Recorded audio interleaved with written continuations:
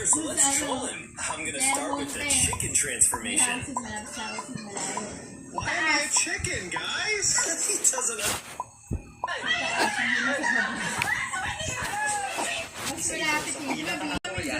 Ay, hindi ko talaga makakalimutan. Kung matagal na nga kayong nanonood ng mga videos ko, eh siguradong kilala nyo na to si Ayush. Yung katrabaho kong matandang Koreano na lagi kong aasaran at kaulitan sa sobrang dami ng videos namin. Makaisipin ng iba, scripted. Content lang. Pero ganyan talaga kami. Dito sa trabaho araw-araw. Asaran dito, asaran doon. Minsan nga, tinatanggal ko ng electric fan. Kaya gugulatin ko siya. Minsan naman, kapag seryoso akong nagtatrabaho, sarangan ko mga magugulat ko. Kaya makakaalis ako eh. At hindi ko makakalimutan yung paborito niya.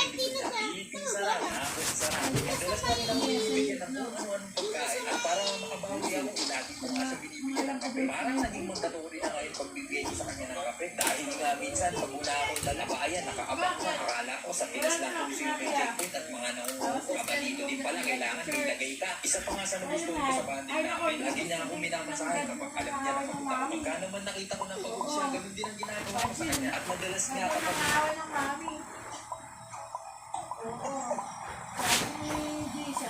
You have 400,000. You honor your mother and father. Bro, do you follow me on social media? Nasa Bible yun. You follow me? You honor your mother and father.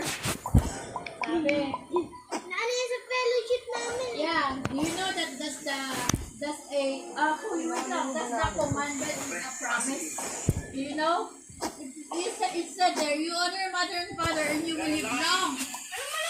Oo, ganun yung sabi ng verse. Sabi sa Bible, if you honor your mother and father, you will live long.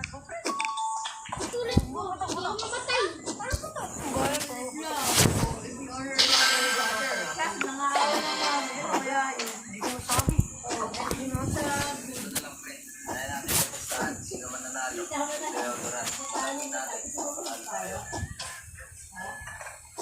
Pero dyan,